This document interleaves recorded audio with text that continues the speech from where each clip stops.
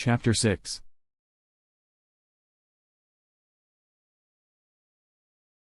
It was about 7 o'clock when a ray of bright light, through Michael's bedroom window, had caused Angel to dive for protection. Mike's sleeping body was really the only refuge, however, it served the immediate purpose. Moments later, the bright light, that had caused Angel's startled reaction, was hidden behind a patch of dark storm clouds way off into the eastern horizon. With this, Angel quietly, and softly, crept his way back into his original sleeping position. Focusing his attention onto his friend's sleeping body, Angel watched as Michael's chest rose and fell between each breath. Listening for any other sounds throughout the house, Angel had assumed that Mr. Hall had already left for work. And then, Angel's mind went back to their plans to climb the Sandrocks. I wonder if I can talk Michael's mother into this. With this thought, Angel's eyes went back to the rise and fall of Mike's breathing. This was almost instantly interrupted by the sound of Billy's crying downstairs. "Hey Michael." "Mike," Angel said quietly as he then also rocked his friend's body back and forth. "Mike, wake up."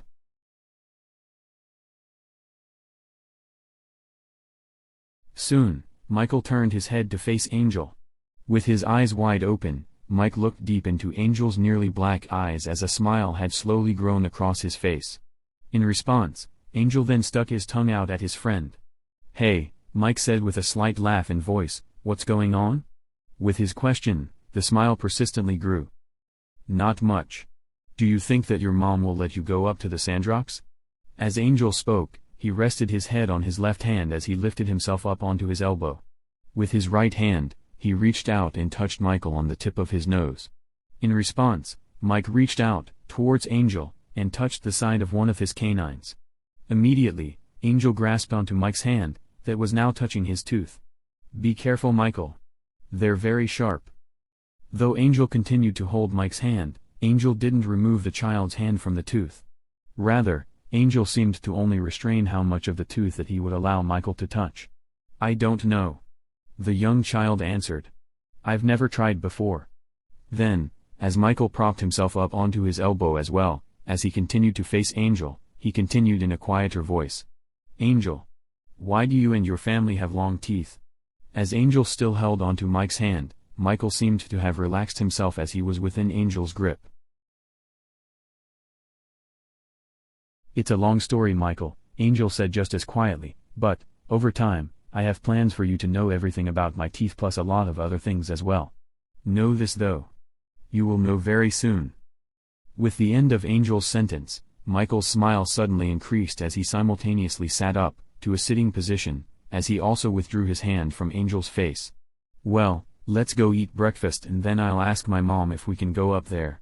With this said, both of the boys jumped off of the mattress, with a thump that made it perfectly clear, to anyone else that was awoke, that they too were well awake. Once sitting down at the table for breakfast, both Angel and Michael sat down beside one another on one side of the table. Across from them, Justin and Billy were already eating breakfast. "So, what would you two boys like to do today?" Tina asked as she leaned over her youngest son to wipe Gerber baby food off of his chin and nose. "We would like to." Pausing in mid-sentence, Mike looked to Angel for assurance that they were gonna be able to stick to their plans.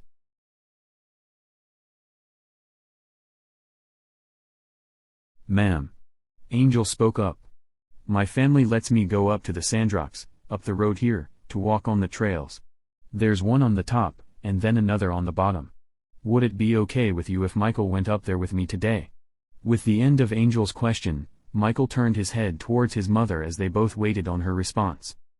"Well," Tina said, "if you two stay together, I wouldn't really have a problem with it. I would like you guys to take some water and a few sandwiches with you though." With the end of her sentence, her oldest son smiled back at her. "Thank you Mom," Mike said as he immediately got real excited. With his excitement, Angel turned and smiled at his friend. At about 9 o'clock Angel and Mike had headed on up Finley Lane. Behind them, Tina watched, from her porch, as the two boys headed up past the church and then out of sight. This was hard for Tina to watch her son leave without an adult. She was tempted to gather Billy and Justin together and go with the older boys. Instead, she told herself that she had to learn to trust, that Michael would be okay, by letting him go off with his friend. Tina also knew that, once the boys returned safely, that it would be easier for her to cope with the situation again. It only took about 15 minutes for Mike and Angel to reach the sandrocks. And then, just ahead of them, they had found that the trail split into two separate paths, one towards the bottom, and then the other going towards the top. "So, what exactly happened last night, Angel?" Michael asked, now that they were alone. "I've never seen someone float in the air like that before." As the words came out of Mike's mouth, Angel knew that he was gonna have to spit some excuse out of his mouth quick. Angel just wasn't very sure of how much information to give to a child just under 5 years old. "Well, do you remember me telling you that I had a lot of things to talk to you about?" With the question, Michael and Angel were simultaneously taking the turn onto the trail that would lead them to the top of the sandrocks. "Yeah, I remember," Mike said as he then looked up into Angel's face. Looking at the side of Angel's face, Michael admired how neatly trimmed Angel's jet black hair was around his ear and then to the back side of his head. "Well, do me a favor, Mike," Angel said as he set his right arm over his friend's shoulder. "What's that?" Michael asked as he still stared at his friend. "Promise me that everything that I talk to you about will stay just between us. I mean, what I'm gonna talk to you about, everyone in my family knows about already. You know this by the fact that everyone in my family has extended teeth just like mine. You're my best friend, Angel. You can trust me." With this said, the boys continued to walk on the trail. That was the only thing that seemed to assure that they stayed off of the sandrock that was elevating them higher and higher into the air, leaving the city of Craig far down below. "Okay. Well, there are a lot of other things, other than our long teeth, that makes us different from other people." With this said, a look of extreme confusion covered Mike's face. "Like what?" Mike asked. Slowing down a little, as Angel still had his arm over Michael's shoulder, Angel then looked back to his right as he looked into Mike's eyes. "You've heard of vampires before, haven't you?" "Yeah, of course I have. I'm gonna be one for Halloween in another 3 weeks from now," Mike said with a little bit of glee in his voice. "Well, Michael, some people don't think that vampires are real. But, my family, and I, are vampires." At first, Michael's face had gone blank. "I know that what I'm saying sounds crazy, Michael." "You're not crazy," Michael interrupted. "You're my friend, and I'll trust you for your word. And I'll keep it all a secret." With the end of his sentence, Mike began to smile again at his friend. "So, tell me more about you and your family." Angel had thought that this information would shock Michael. What he found instead, however, is that he, himself, was the one in shock, as he was realizing just how true of a best friend that Michael was turning out to be. "I've got a better idea. Let me show you." With this, Angel then stopped walking as his arm, while over his friend's shoulder, had brought the 58-month-old to a stop as well. "I want you to step, both of your feet, onto mine and then wrap your arms around me." With an odd look in his face, Michael complied with Angel's directions. "Now, close your eyes, Michael." Angel could see, immediately, that Michael had closed his eyes. Then, as Angel wrapped his arms around Mike as well, he then levitated off of the ground, slowly, so that Mike wouldn't stumble off of his feet. "Now," Angel whispered into Michael's ear, "open your eyes." As Michael opened his eyes, he found that there was no ground beneath their feet. In fact, what he did find is that they were so far off of the ground that the sandrocks, that were now far off to the right, so that people of Craig wouldn't see anything, was far down below them. "We're flying," Mike said. "Don't you like it?" Angel asked as his friend still had his head rested on his chest. "No.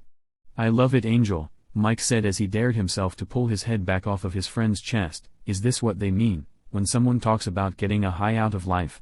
With his question, Mike had also smiled as he finally did pull his head off of Angel. "I don't think so, Michael," Angel said. "I can, however, show you how to get high. But that'll be for another day." Then, after about 5 minutes, Angel and Michael sat back down onto the ground, just within walking distance from the trail, so that nobody, down below, would see them flying. Now, very excited, Mike was quick to want to learn more. "What else can you do, Angel?" "I am stronger than any other adult, except for the others in my family.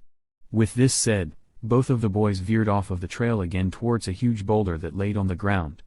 This boulder stood about 8 foot high, and was at least 6 to 7 feet wide. Walking up to the large rock, Angel placed just one hand on it and pushed. The whole thing rolled away from Michael and Angel with enough weight to cause the ground, below their feet, to shake up until it came to a stop about 5 feet away. "Wow!" Michael shrieked in a high-pitched voice. "What else can you do?" "I can live forever," Angel said as he wiped off of his hands. "And, I can fly faster than a jet. And, I can turn you into one of us." As Angel said this, Michael then calmed down as the look on his face had become very serious. "Would it hurt to become like you?" Michael asked. "No. It wouldn't hurt, but you wouldn't be able to hide it from your parents either. And that's the only problem, Mike." Putting his arm over Michael's shoulder again, as they walked back to the trail, from the boulder, they then continued on with their walk. Throughout their walk, that had taken them all the way towards the other end of Craig, near the middle school, and then all the way back to Finley Lane. As they walked, they discussed deeper into detail the things that could benefit Mike if only he would become a vampire. In fact, just as they had stepped foot on the street, Angel had then sensed that Tina was beginning to worry. "Oh yeah." Angel spoke up after a moment of silence. "As a vampire you can also read the minds of those that are either talking about you or thinking about you." As Michael and Angel crossed 9th Street and then stepped into Michael's front yard, Mike looked back to Angel's face. "You can trust me, Angel. I will keep this just between us. I will never talk about it to anyone but you. And I really appreciate that, Michael. And, I promise, when the time is right, I'll infect you so that you'll be just like me."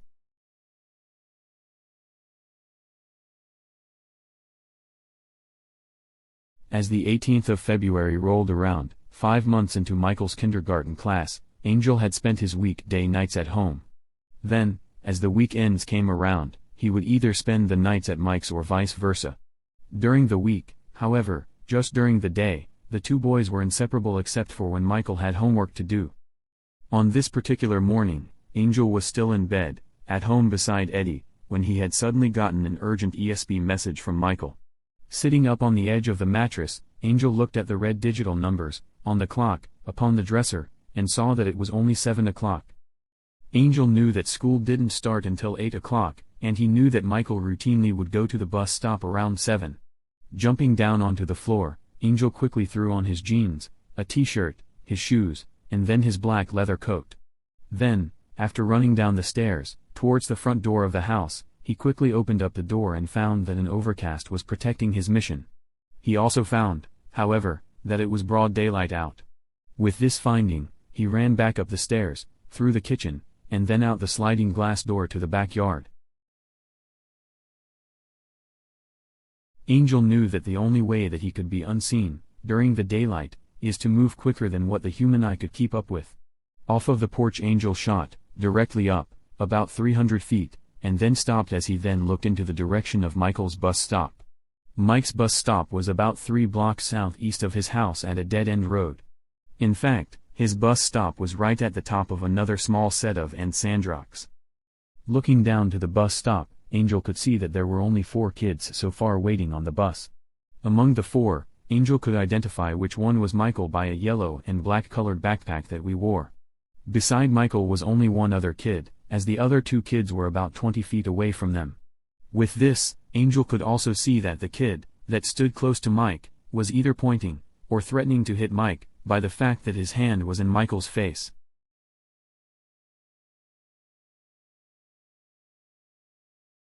"Leave me alone, Jason," Mike yelled at his peer. It had been normal for 14-year-old Jason Colo to bully the other kids around at the bus stop. Normally someone, other than Mike, was the victim. Today, however, without any apparent reason, it was Michael's turn as Jason held his hand on Michael's shoulder, as he was pushing Mike closer and closer to the ledge of the sandrocks. "Kiss my butt, Mike," Jason hollered back. "I think that it's time to see how fast someone can get to the bottom of these sandrocks. And I think that someone should be you." Then, as Jason lunged forward, to push Mike, all of a sudden, as if by magic, Jason disappeared right before Michael's eyes. The other two kids didn't seem to even realize what had just happened until a single shoe had fallen out of the sky, landing beside them. Looking up, Michael had tried to see Angel, or Jason, and couldn't see any sign of either one of them. Listening carefully, Mike couldn't hear anything either, except for the school bus that was turning onto the road, headed towards them.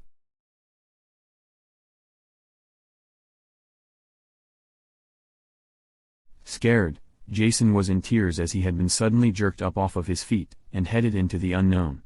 Looking at whom was holding him, from under the knees and from behind his back, he found someone that looked as though he might be only a few years younger than himself.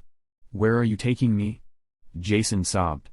Without receiving a response, Jason then looked down below them to where all that he could see was snow-covered mountains far down below. Turning, to look back towards Angel again, he attempted to learn his intentions again. "What's going on?" "Shut up, kid.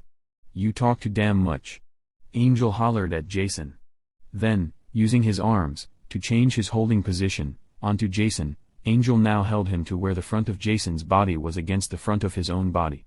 The process of moving Jason, within his arms and so far off of the ground, Jason had been startled as he seemed to have wrapped his arms and legs around Angel's body.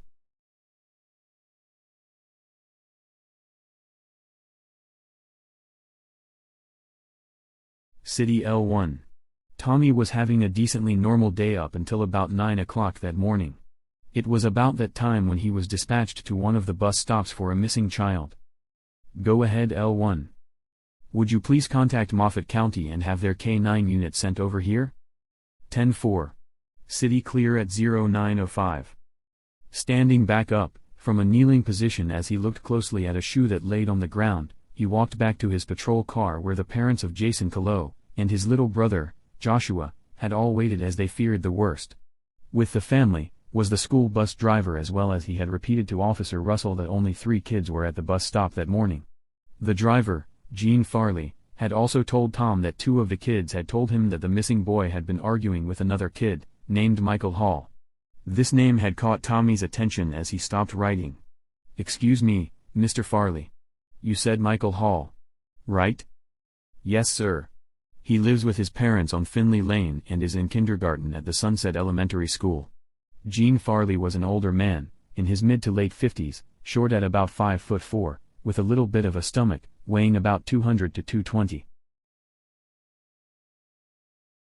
At about noon, after the County K9 had only led the trail of the missing child to the edge of the sandrocks, Tommy decided to go to the elementary school to see Mike. Moments later, a kid with the scar, across the back of his hand, that was well implanted into his memory, had been escorted into the principal's office where Tommy had waited on him. As Michael entered the room, Tommy stood up as he then leaned forward to shake the young boy's hand. "Hi Michael. How are you doing this morning?" "Good," Mike said as he then let go of the officer's hand. "Hey Michael," Tom continued as he had the child sit in a chair beside him, "I need to ask you a few questions about what happened at the bus stop this morning. All right?" "Okay." Michael knew that he couldn't say anything about Angel being involved. At the same time, however, he had wondered just how well that the officer, whom Michael knew very well to also be a vampire, by the canines, would be able to read his mind like Angel could. "Would you please tell me, the best that you can, exactly what happened this morning?" Tom asked gently as possible. "A guy, at the bus stop, was picking on me this morning. His name is Jason." As Michael spoke, he watched the officer write down his words. "He was threatening to push me off of the sandrocks. Then, he turned and ran away." As Mike said this, Tommy stopped writing and looked up into Mike's face. "He ran away?" Tom asked. Tommy knew that this was very unlikely, yet, at the same time, he also knew that he had nothing to point at for any other possibilities. "Michael," Tom continued before Mike could respond, "Jason's shoe was on the ground at the bus stop. Why do you think that Jason would run away without his shoes on his feet?" "I don't know." With his answer, Michael began to look down to the floor. Looking towards the principal, that had remained in the office with them, Tommy then set his clipboard onto the floor. "Ah, Mr. Ronke." Tom spoke, "Would you please excuse us for a moment?" "Yes, sir." The elderly man said as he stood up, "I'll be out in the lobby." "Thank you, Tom said and then reached around Michael to make sure that the office door latched behind him. "Okay, Mike." Tom then continued as he pulled his chair up to where he was facing the nervous child. "I want you to know that you're not in trouble here. You and I both know that you didn't do anything to Jason. But, you and I both also know that someone did." As Tom spoke, he took Michael's hand up into his own, and Michael, "You and I both also know that Jason was being very mean to you this morning. Jason was being very bad, and he is mean to other kids as well. But, I can't tell Jason to leave you and the other kids alone if I can't find him." As Tom's voice got quieter, he had become more and more confused knowing that Michael knows what had happened. "Why is he so scared to tell me?" Tom wondered. "He was being very mean to me," Michael said. "He said that he was gonna push me off of the cliff." As Mike spoke, his eyes began to water up, but then, just as he was still yelling at me, he suddenly disappeared. I didn't see where he went. He was just suddenly gone. Tommy felt, though he was saying something just slightly different than before, that Michael was telling him the truth. Letting go of Michael's hand, Tommy then pulled his wallet out of his pocket and then opened it.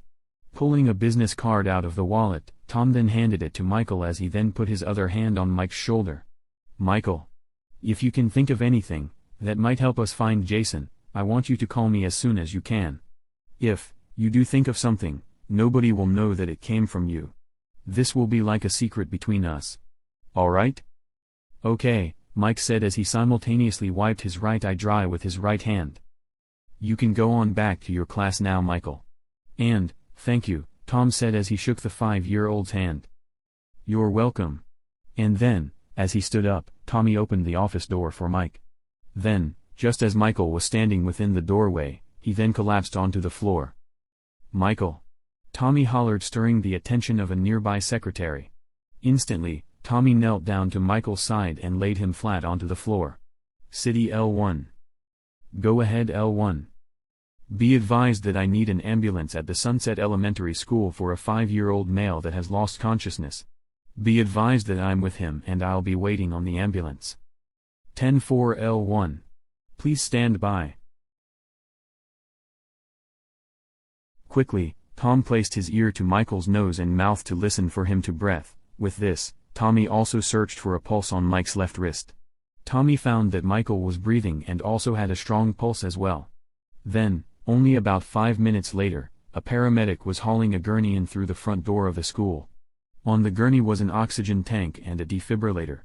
Moments later, Michael was on the gurney, with an oxygen tube under his nose, along with a lot of little stickers on his chest and back, with wires leading to each one.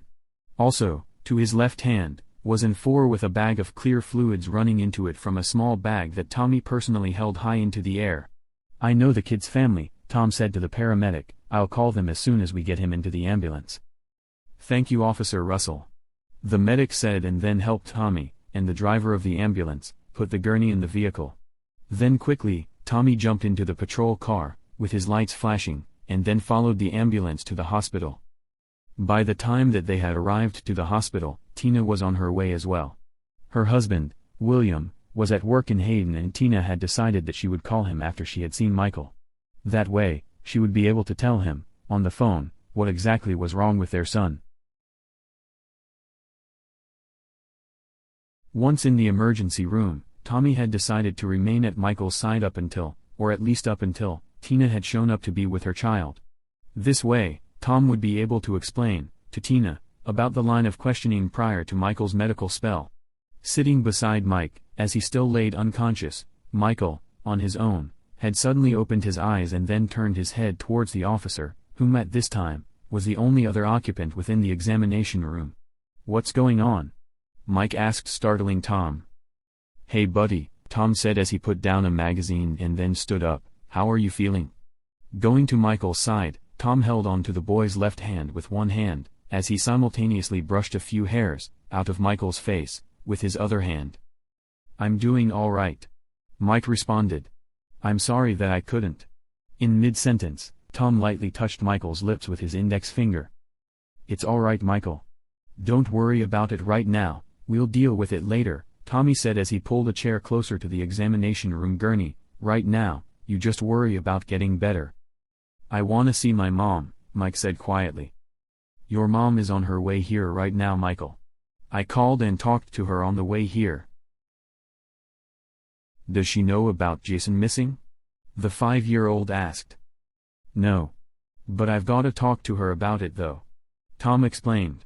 "You see, Michael, Jason is still missing, and we've gotta do everything that we can to find him." Then, as Tommy lightly rubbed Mike's chest, he continued. "Right now though, let's worry about your health." On Valentine's Day of 2051, Mike was planning to spend the night with Angel. Instead of cutting into Eddie's sleep time, the two would camp out in a downstairs bedroom. In fact, it was Angel's and Eddie's old room, across the hall from the downstairs bathroom. While both of the boys flipped through a book about the Milky Way, Angel was wanting to share with Michael the fact that ghosts live within the home as well. The reason that Angel wanted Michael to know this is because of the fact that Mike had personal interest in space travel. Angel felt that Scott would be of high interest to Michael. "Look at this, Angel," Mike said as he pointed at a particular page. The page was of a diagram of how Earthlings had gone from Earth, to the Moon, to Phobos, and then to Mars. Michael had known, or let's say, everyone had known, that Phobos and Moon were just outposts for their neighboring planets. What this diagram had shown, that not everyone had known, were the dates that man had established these outposts and then the communities on Moon, Mars, and Phobos. Other communities lived on vessels, in between, and vessels headed towards Europa, neighboring Jupiter. To this date, there was no official word of when men had colonized the Earth. It was well known, however, that Earth was not the starting home for humans. Man, in some form, had traveled to Earth and then evolved into who we are today. Even then, however, man was still evolving as the change in gravity forces, along with other factors, from one place to the next, altered and influenced the unborn fetus. "That's cool," Angel said as he looked to where Michael was pointing. "You know, Mike," Angel continued, "we've got a friend that hangs around that knows a lot about space travel. His name is Scott. Someday, I'm gonna introduce you."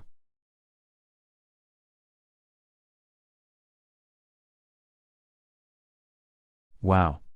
Slow down there, Angel," Sterling said as he too knelt down looking to where Michael was pointing. "Let's not send Mike home to tell his parents about the ghosts that you live with.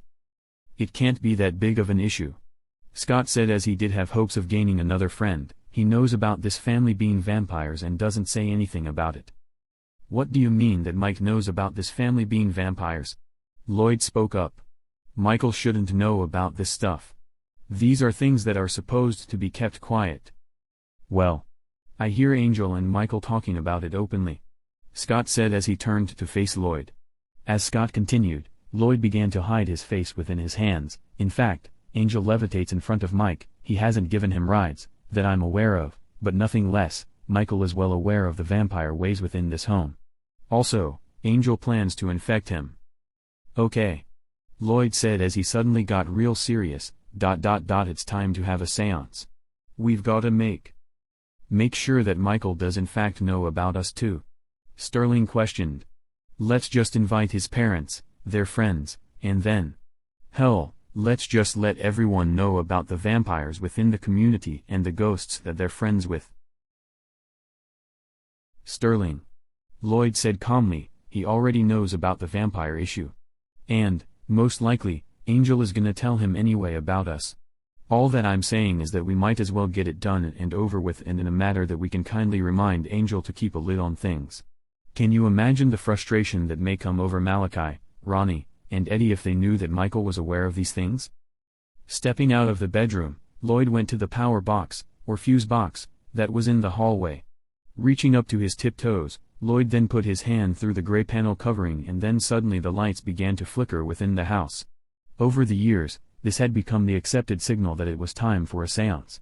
After about 30 seconds, Lloyd pulled his hand back out of the box.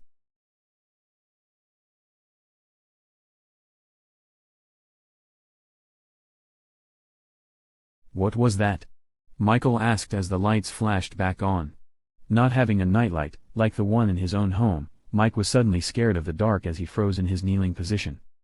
"That was a sign that it's time for you to meet our friend Scott and a few of our other friends as well," Angel said as he looked at the light within the ceiling. Then, as both Michael and Angel both heard the footsteps of everyone coming downstairs, Angel stood up to open the bedroom door as he left Mike alone with the book. "You guys have funny ways of communicating together," Mike said as he turned the page.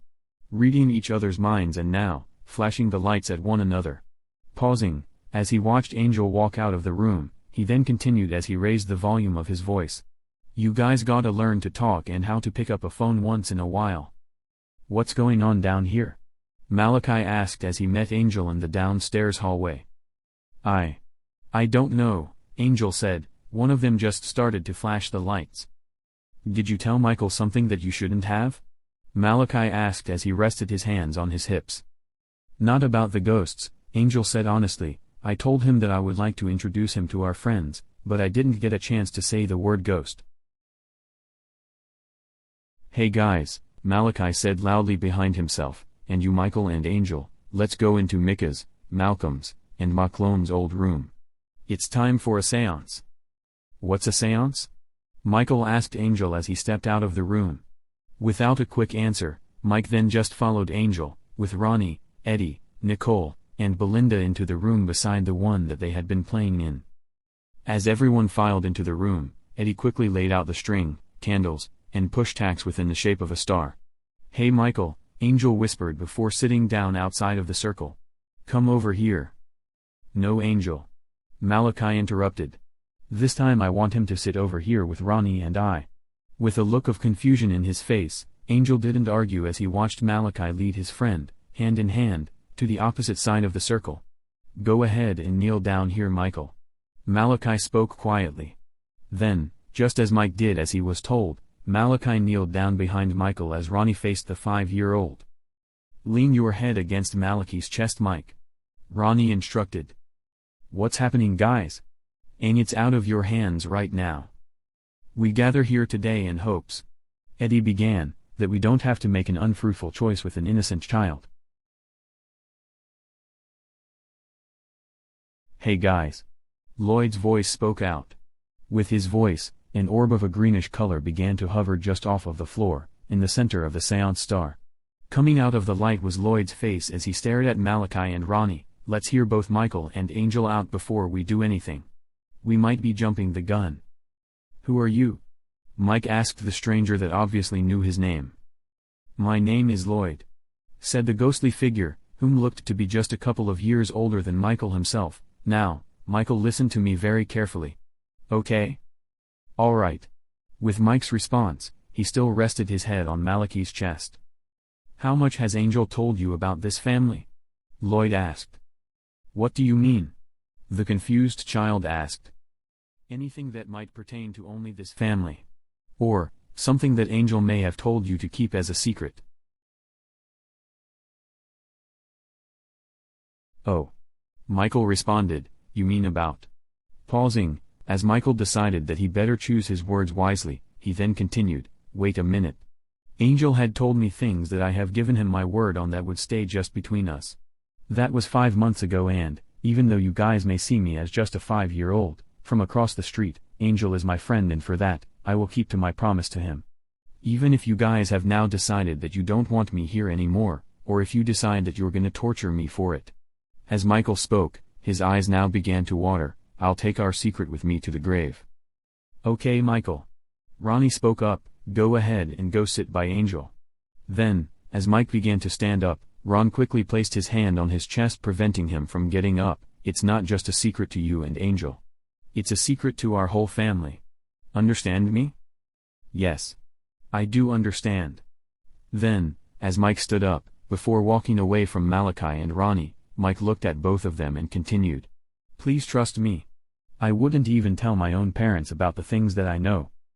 "Michael," Ronnie whispered, "we will trust you. Just make sure that you make the right choices with what you know." Then, as Ron gave Mike a light pat on the butt, "Go ahead and sit down." "Okay." Lloyd said loudly as he put his hand to his face, "Now that the smoke has cleared." Pausing, as Lloyd turned to face where Michael was now sitting, "As I've already said Michael, my name is Lloyd and..." As Lloyd looked beyond where Angel and Mike were sitting, causing Michael to turn his head as well, he then looked back at Michael. there is someone here that would like to meet you. Immediately, Lloyd walked out of the green light as some other kid took his place. Hi Michael. I'm Scott. I like to talk about outer space and travel between different planets. Pausing, as a smile stretched across Mike's face, he then continued, anytime that you're here, we can talk about it, okay? Okay. Hey. Eddie interrupted, why didn't Michael know about you guys prior to today? He's a kid, he should have seen you by now. Because. Scott answered, some people say that seeing is believing, but the truth is that believing is seeing. As for Michael, however, you have to know about the existence of something in order to believe. Okay, Eddie said, try again in English.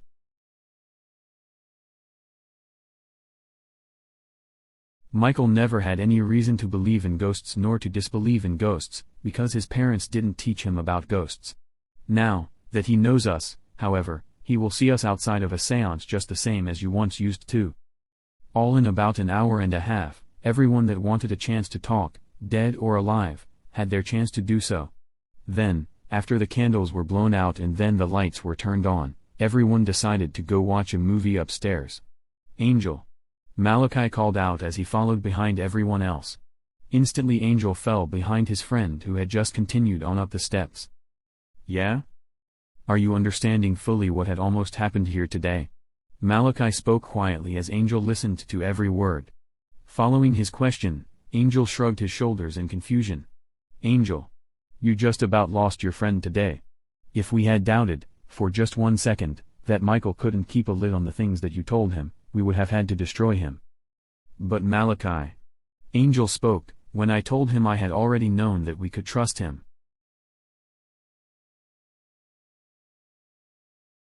Angel. Malachi continue. This is the life and well-being of all of us. Not just you. Please don't take upon yourself, without all of us consenting to it, to take a wild chance, based on your personal hunch, to tell someone about us. In a way, that could have devastated our existence. Over time Angel, Michael could have learned about us through the trust of all of us. In the matter of which you took it upon yourself to tell him, you Angel, almost cost him his life. Chewing on his bottom lip, Angel looked down to the floor as he thought about what Malachi said. Then, as he looked back up, into Malachi's eyes, he softly spoke. I'm sorry Malachi. I was wrong in how I had gone about it. With the end of Angel's sentence, he leaned forward, against Malachi, as he wrapped his arms around Malachi's waist. I won't let it happen again. Slightly bent over, Malachi lightly wrapped one arm around Angel's small body. I believe you Angel. Now, go play with Mike. Alright. After watching the movie, the boys resorted back to the downstairs bedroom as they chased each other in light horseplay. Soon, though Angel couldn't personally see them, Sterling, Lloyd, James, and Scott had joined them as well. Hey Angel. Mike spoke up as he got to thinking back to the subject of vampires, why don't you guys suck blood from people?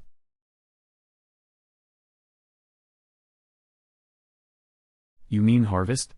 Angel said with a giggle in his voice, we do. But if we bite you, to harvest, it'll either infect you or kill you. Not if you cut yourself for the blood. Lloyd said as he looked at Michael. What do you mean Lloyd? Mike said startling Angel for a moment. Cut yourself, carefully with a razor, and then let Angel lick it off of you. Angel, Michael said as he looked at his friend, Lloyd says that I should cut myself, with a razor, so that you can harvest. Instantly, as the words came out of Mike's mouth, Angel stood up, from the mattress, as his jaw seemed to have hit the floor. Dashing out of the room, and then into the bathroom, across the hall, Angel returned, seconds later, with a straight blade razor in his hand. Well. Michael commented. It doesn't take much to talk a person into butchering someone, does it? Well. That's what friends are for, ain't it? Angel said with a smile on his face. Sure. Mike said. Hell, we don't even need enemies with a friendship like ours. Then, as Mike completed his sentence, he began to chew on his lower lip as he now watched the razor. So, where do you think that we should do this at? Angel asked as he looked at Michael's arms. Not where my parents are gonna see it, Mike said as he took off a white t-shirt that he wore. Then, as Angel searched his back for a place, Michael then remembered that his parents see him, without a shirt, often at home. Ah. How about somewhere by my feet? With that suggestion, Angel immediately curled his lip at the idea. That would be nasty. Angel answered. Well then, how about right here, Mike said as he pointed at his right hip where his belt was. Instantly, Angel stepped up to Mike's side and tried to pull the side of his jeans down. Loosen your belt, Michael, Angel whispered. Then, after Mike unbuckled the chrome clasp, Angel pulled on the denim material again, exposing the white elastic band of Michael's underwear. Pulling down on the elastic band, Angel exposed the bare skin enough to show just below the level of where the elastic band had left marks in Mike's skin. Then, raising the razor to the skin, Angel looked back up to Michael's face. I won't let this hurt too much, Mike. I promise. Then, just seconds later, Mike felt a slight sting to his lower hip, followed by the feel of Angel's wet tongue against his skin. Periodically, Mike would feel Angel pull down on his jeans, just a little further, as streams of blood would almost get away from him. Through all of this, Angel was making sure that no blood came into contact with Michael's clothes. In his efforts though, Angel had almost mistakenly exposed Mike's most private parts.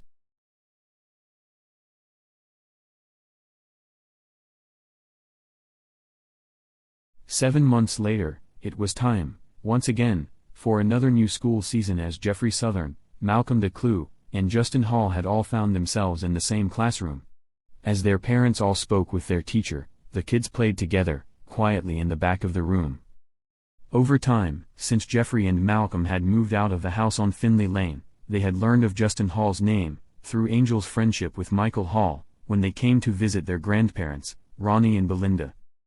Along with Jeff, Malcolm, and Justin, were a couple of girls that would be in their class as well, named Earlene Jackson and Vernetta Nay. These two girls seemed to have attached themselves to the boys real quick as they entertained themselves in horseplay. Not knowing exactly how to react to the girls playing around with them, the boys played back in a way that, if someone else was watching, they might see it as flirting. In all though, all five of the kids were having fun and looked forward to attending class together in the days ahead. Hey guys. Bobby John spoke loudly towards Jeffrey and then his nephew, Malcolm, it's time to get going now. With the end of his sentence, both of the boys, along with Justin, ran up to Jeffrey's father. Uncle Bobby. Can Jeffrey and I spend the night with Justin? Bobby John, over time, had learned to know Justin just the same as his son and nephew. Neither one of the two had ever spent the night at Justin's house, and in addition to that, Bobby John wasn't gonna speak for his brother-in-law. Well, Bobby John spoke, if it's alright with Macaulay and Mrs. Hall, I won't have a problem with it. What's that? Tina asked as she was within hearing distance from Bobby John. Walking up to Bobby John's side, she then looked down to the three boys just as Bobby was. Mommy. Can Jeff and Malcolm spend the night at our house? Justin asked as he had also reached out for his mother's hand. If it's okay with their parents. Tina shot out quickly. She knew that this was the first time that Justin would have had a sleepover, and so she too was a little excited for her son. What's that? Macaulay asked as he was approaching Bobby John's and Tina's side. Both of the boys want to spend the night with Justin, Bobby John said as he looked at his brother-in-law, whom in turn, turned to look at Tina. If it's alright with you, Mrs. Hall, I don't have a problem with it. With the end of his sentence, all three of the boys broke out in loud cheers. If you guys calm down just a little, he continued, and then suddenly all three of the boys went mute. Well then. Tina spoke to the boys' fathers, if you guys would like, they can go ahead and get into my van now. This would save you guys a trip. As Tina still spoke, both Bobby John and Macaulay looked at one another. Sounds good to us, Macaulay said as he then looked at Mrs. Hall, I hope you know what you're getting yourself into. Angel spends the night with Michael all of the time, it can't be much worse than the energy that he has, Tina said. Instantly, both Macaulay and Bobby John smiled at each other. Dad. Jeffrey spoke up, we'll be good for Justin's mom. All right, Bobby said in response. When you're ready to, go ahead and call us. We'll be right over to pick them up. Sounds good, Tina said with a smile, see you guys tomorrow. Then, with the end of her sentence, all three of the boys ran out of the building. This would be a long night for the Hall family. Not so much as a long night as perhaps just a crazy night, as Jeffrey, Malcolm, and Angel had all planned to spend the night with the Hall family. "Now guys," Tina said as she prepared to go to bed, "please remember that Michael's, Justin's, and Billy's father has to be up early for work tomorrow. So please be quiet tonight. Okay?" "Yes ma'am."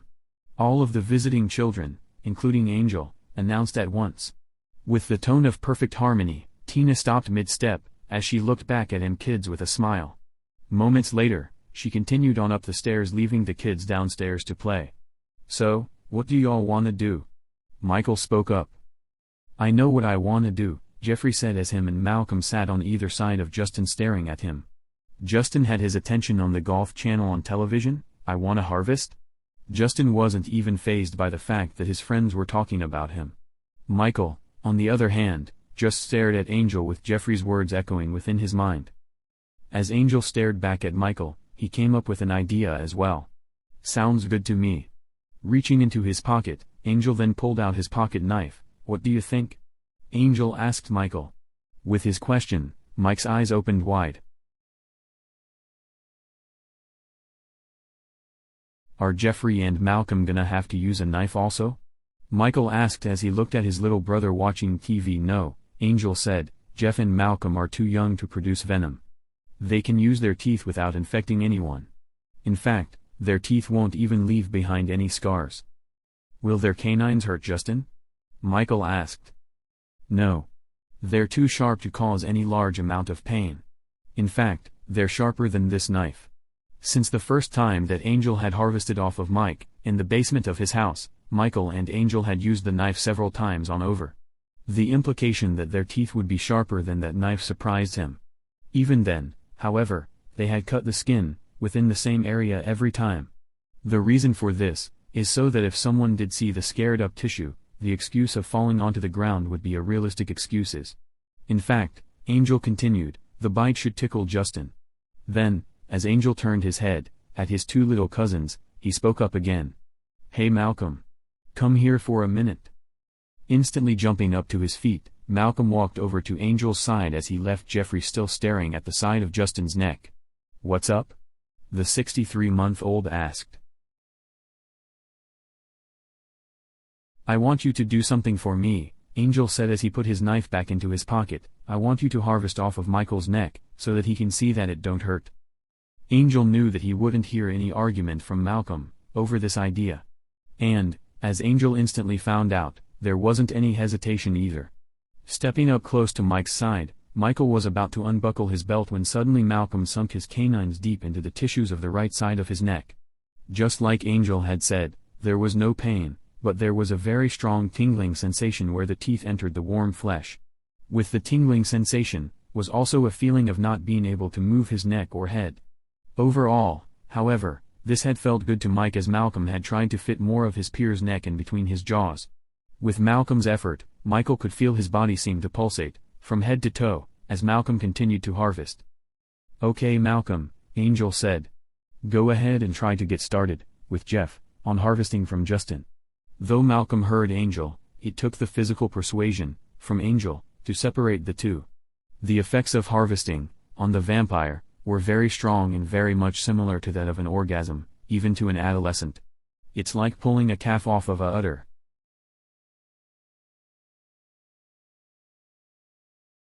As Malcolm separated, the appearance, in his face, was very strange to Michael. It was as if Malcolm was in a trance as his eyes seemed to glow. For a moment, as Malcolm fought to snap out of it, he just stared at Angel's hand that was rested on his own chest after Angel pried him off of Michael. "Come on over here," Jeffrey said to Malcolm as he walked over to his cousin, as he lightly took him by the arm, as if to guide him. Then, just as they were back to Justin's side, as he continued to stare at the television, Malcolm did snap out of it as he, once again, kneeled by his friend. "Hey Justin," Jeffrey continued. "Yeah," Justin said as he looked at his friend. He never knew what had just taken place with his older brother. "How about you play with us for a while?" Jeff suggested. Instantly, Justin got up off of the floor as he realized that he had accidentally turned his back on his friends. "I'm sorry. What would you guys like to do?" Justin asked as he had simultaneously noticed a run of blood nearing the tip of one of Malcolm's canines. Slowly reaching out to Malcolm's mouth, with his right index finger, Justin then wiped the blood off of his friend's tooth. Malcolm never even moved away from Justin when he touched his tooth. Instead he just began to stare at Justin again. "You must have accidentally bitten yourself. Can I bite you?" Malcolm asked as a grin had came over his face. With his words, it seemed, to Justin that Malcolm's eyes were glowing. "Sure. Why not?" Justin responded in a way that had shocked his older brother, Angel, and Jeffrey. Then, without even asking any questions, Justin flopped his body onto the living room couch beside his little brother, Billy. Immediately, Malcolm got onto his knees, beside the couch, as he then sunk his canines deep into Justin's throat. With his canines on the left side of Justin's pharynx, his lower teeth were on the right side of the pharynx, almost shutting off his peer's air supply. It looked as though Justin was having a seizure as his entire body tensed up. Getting down onto his knees, beside Malcolm, Jeffrey looked for a place, of which he too could harvest. Immediately, it seemed that the only choice that Jeffrey had, was Justin's right lower arm as it laid by his side. With this, Jeffrey then pulled up Justin's shirt, that was tucked in, exposing his belly. Then, after taking a deep sniff of Justin's skin, he then sunk his teeth into his peer's abdomen, halfway between his belly button and the top of his jeans. "It won't hurt my brother having both of them harvesting off of him like that, will it?" Michael asked as he looked at Angel. "Only if they take too much blood," Angel said as he then looked into Michael's face. "We won't let them do that. We'll stop them in a couple of minutes." Then, as Angel continued to stare at his friend, he lightly pulled at the right side of Michael's pants, insinuating that he too would like to harvest. "You want some too, huh?" Mike asked as he smiled at his friend. Then, as he kept looking up into Angel's face, he unbuckled his jeans, allowing the weight of Angel's hand to pull the material down below the level of his underwear, where Angel then pulled up on the underwear, making it hard for the blood to touch the white clothing. Once the skin was exposed, you could see where Angel had harvested in the past. After about 10 minutes, Angel pulled himself away from Michael as he had kept in mind the fact that both Malcolm and Jeffrey were both teaming up against an individual whom only weighed 45 pounds. Placing a napkin over the incision on Michael's leg, he had Mike fix himself up as he walked over to the couch. Walking up right behind Malcolm and Jeffrey, Angel quickly found that Justin was no longer conscious as the boys continued to nurse Malcolm and Jeffrey. Angel called out as he simultaneously pulled them away from Justin. Immediately, Angel placed his ear close to Justin's nose and mouth, as he listened for his breathing. "Oh shit," Angel gasped as he quickly pulled the boy off of the couch. Once Justin's body was on the floor, Angel then placed his ear on Justin's chest listening for a heartbeat. Faintly, in about a 30-second period of time, Angel heard 2 heartbeats. Moving his head back to where Justin's head was, as Malcolm, Jeffrey, Billy, and Michael watched, Angel tilted Justin's head backwards, opening the airway completely.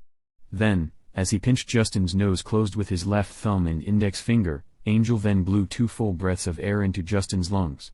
Immediately following, Angel then listened again for any breaths out of Justin. Without hearing any, Angel then gave 2 more breaths when suddenly Justin began to cough as he also gasped for air. This was the first time that Angel had ever done anything to prolong someone's life. Prior to this moment, Angel had taken countless numbers of lives and he had created instances to shorten someone's life as well. But now, for the first time, he had saved a human being's life. As Justin sat up, with his coughing spell, Angel wrapped his arms around the 54-month-old as the boy began to quietly cry. Looking around himself, Angel found that Michael, Malcolm, and Jeffrey were also quietly crying as well as Billy, at 27 months old, just stared at everyone.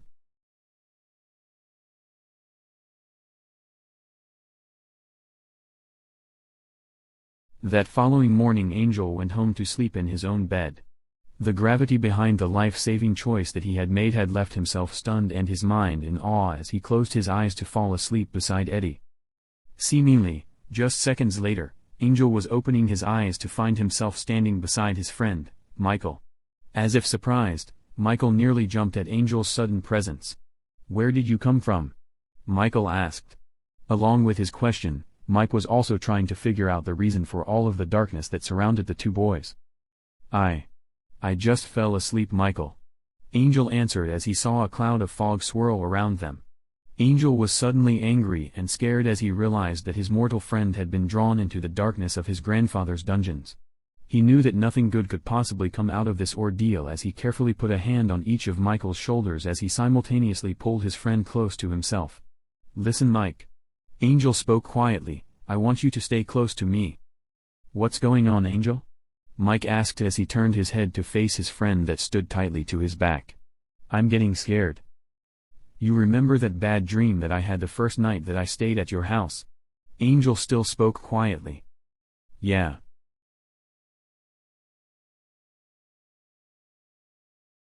This is where it took place, Michael. Angel responded as he then turned Michael within his hands. Listen, Angel continued as he now looked Michael in the eyes, if I suddenly begin to run, I want you to stay with me. But you can run faster than I can because you're a Mike. Our vampire powers are no good in here. I don't want you to get too far away from me at any time. In mid-sentence, Angel suddenly paused as he heard something far off into the distance. In fact, I don't want you out of my arm reach. Slowly and quietly, Angel then took a hold of Michael's hand as they then walked into the opposite direction than what Angel heard the scuffling coming from. As the boys continued to walk through the darkness, Angel was very aware of where they were within the labyrinth.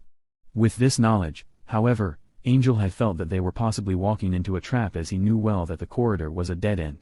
Angel knew that they were headed towards a set of 11 burial vaults that rounded the end of the path that they were now headed towards. As they continued on past 3 large pillars, that stood halfway between the vaults and a flight of stairs, that led to this corridor, it served as a confirmation, to Angel, to their exact location. As Michael and Angel continued to walk, they still held hands as the thick fog still whipped around them like as if there was a wind pushing the blinding clouds. However, there was no wind, only silence as Angel continued to listen for his grandfather's movements. Then, as Angel pulled his friend even closer to his side, he could faintly see the straight line edges of a vault just ahead of them. Angel knew that there were 11 vaults in total, outlining the shape of a horseshoe. Walking into the open end of this horseshoe, Angel knew that the vault, that they was now looking at, was the last vault if you were to count them clockwise. This meant, to Angel, that they were also close to the other, off to their left, that would be the first in that clockwise count. Staying close to that one that they had approached, the last one, the boys stopped walking for a moment as Angel jumped to reach up to the lip of the vault.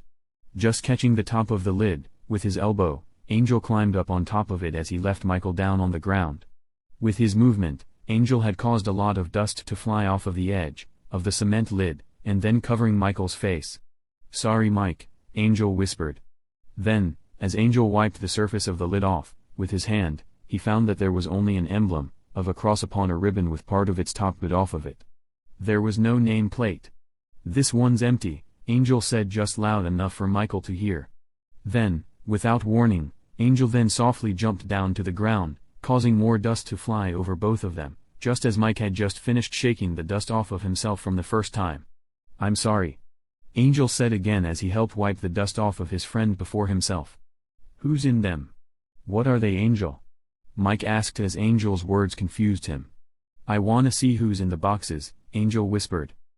These are burial vaults that caskets are placed inside of, Angel said as he now shook himself off. Michael's face went blank with Angel's response. Along with that, fear now began to flow through Mike as the thought of death now began to weigh on him. With this, the guys now continued to walk as they quickly found another vault. Just the same as the previous vault, Angel climbed up to its top as Mike stepped backwards a good 10 feet or so to avoid being covered by dust again. Just the same as the one before, this one also had no name on it. So, once again, Angel jumped down as they both moved on to the next one. Halfway towards the next one, however, Angel abruptly stopped as he listened for footsteps again. Then, they proceeded to the third cement box. What are you looking for? Mike asked as he watched his friend jump up to the top of another box. Not always, Angel whispered. But sometimes my grandfather tends to want someone to see something, like giving them a message, through these nightmares. And, right now, especially since he hasn't really put any effort into chasing us, I'm thinking that he wants us to see something in here. Like a warning or threat. And... In mid-sentence Angel paused as he found a name written on a plaque this time, Robert Coleman. Your last name is Coleman. Mike spoke up just a little louder than what Angel preferred. Quickly, Angel put his finger to his lips. Shh.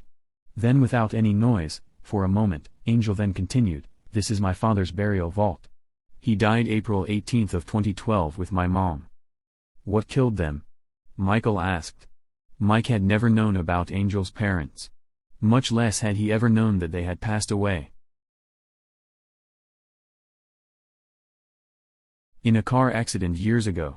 With this, Angel then jumped back down to the ground again.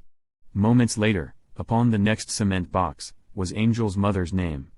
Thinking back a moment, to the recent haunting that he experienced from his mother, Angel had almost felt relief knowing that his mom was enclosed within this cement casing. Then, after watching Michael back away, Angel then jumped down to the ground again, causing more dust to fly up into the air.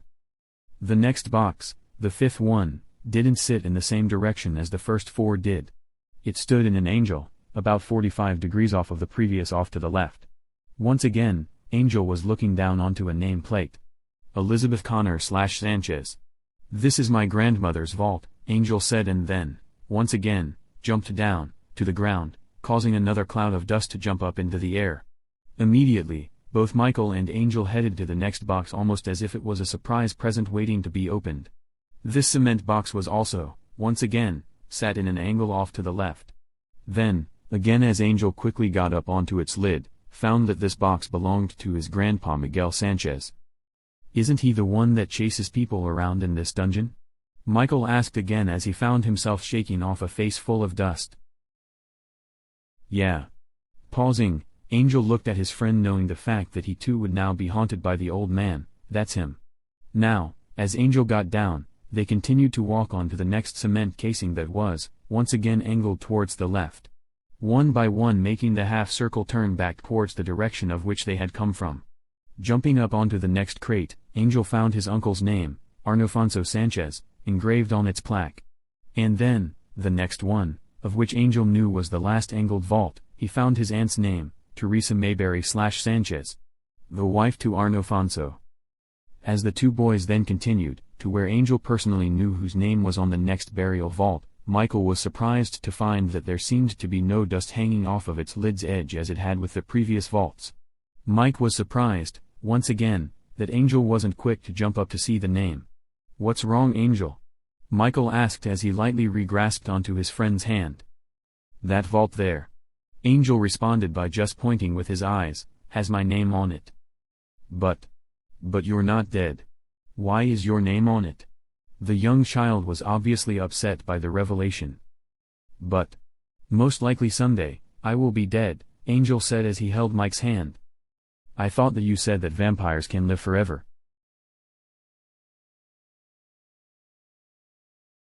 We can. But there are ways to kill vampires. Then, as Angel stopped walking for a moment, he pointed back towards the vaults that they had seen so far. Everyone in those vaults are vampires. Then, as Angel and Michael turned, to continue their walk, they approached the next burial box to find that it too had no dust on it. This surprised Angel. He had thought that only his had no dust on it. Quickly, Angel jumped up onto the cement lid and then froze as he quickly located the nameplate. What's it say? Michael asked. Michael Dale Hall, Angel whispered just loud enough to be heard from the ground. That's my nah. Yes it is. A loud voice suddenly interrupted. Instantly, Angel leaped to the ground, beside Michael, as Miguel then took a step out of the fog and into Mike's and Angel's view. And now, Miguel continued, it's time to put you in it. Leave him alone, Angel yelled as he stood in front of Mike. Angel even surprised himself as he knew very well that the old man could kill him. Nothing less, however, not only did he stand in front of his friend, he then pointed his index finger at Miguel as he continued. This is between you and I. Leave my friend out of it. You have one hell of a set of cast iron balls to be talking to me in the way that you are, boy, Miguel said as he simultaneously raised an axe up and then over his shoulder, now get the hell out of my way so that I can put your friend in his place. Fuck you, Miguel. Angel suddenly growled. If you want him, you'll have to go through me. Fine with me, boy, Miguel said to his grandson, and then suddenly swung his axe towards Angel, causing him to nearly knock Michael over as he jumped out of the path of the sharp weapon. Quickly grasping onto Michael's hand, Angel then screamed for Mike to run as the two darted around Miguel and then ran into the thick fog that caused Angel to run with his other hand extended up ahead of them to avoid hitting anything. To Michael, he felt that he was being dragged by his friend as the two of them flew blindly through the darkness. Just behind them, Mike could hear Miguel's footsteps close behind as he continued to pursue them.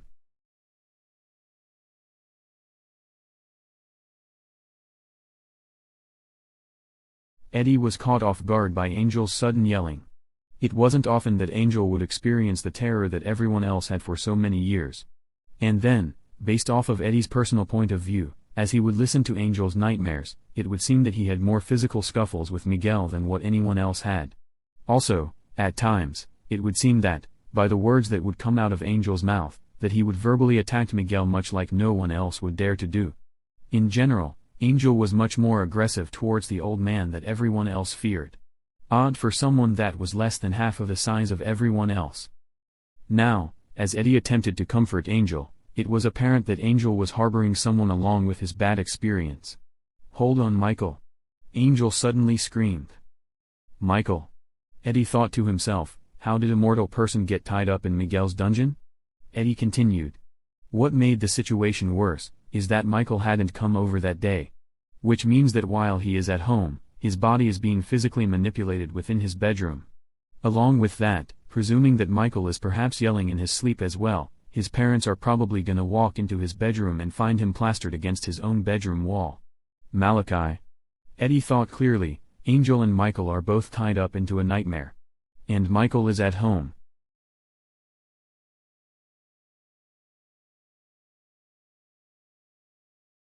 The response was almost immediate as Eddie heard Malachi's and Nicole's bedroom door pop open. Then, before Eddie could even get to open his door, Malachi was opening it himself as he walked right in. Are you sure that Michael's at home? Malachi asked. He's definitely not here. Eddie answered, and I know that Mike's dad is at work. Hold on, Michael. Angel suddenly yelled again. Looking on top of Eddie's and Angel's dresser, Malachi found Eddie's and Angel's cell phones plugged into their chargers. Picking up the one closest to him, Malachi quickly dialed Michael's phone number. Malachi. Eddie spoke up, you don't want Tina to find him up against his bedroom wall. She'll flip out. As Eddie finished his sentence, Mahachi disconnected the phone call and then set the cell phone back on the dresser. Yeah. You're right. Malachi admitted. We're gonna have to wait it out. Then, as Malachi looked at Eddie, he continued. How is it that a mortal person has gotten tied up into Miguel's dungeons?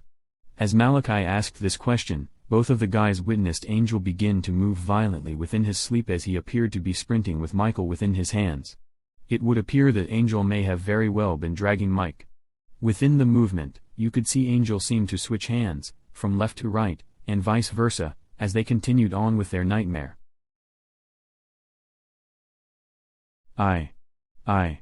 Raising his shoulders and hands up into the air, Eddie had no answers. But then moments later, chose to sit down beside Angel, on the mattress, as he then rested his hand on Angel's chest as he faced him. Malachi could feel Angel's heart beating like he had never felt it before. This meant a lot considering that Malachi had witnessed more than his share of nightmares. Nightmares that had haunted his family for many years. Until Angel had woken up, Malachi and Eddie both stayed up and monitored the heated situation. After Angel awoke, they talked with Angel about the dream. All of them were stumped as to why Angel's 6-year-old friend was in the dream.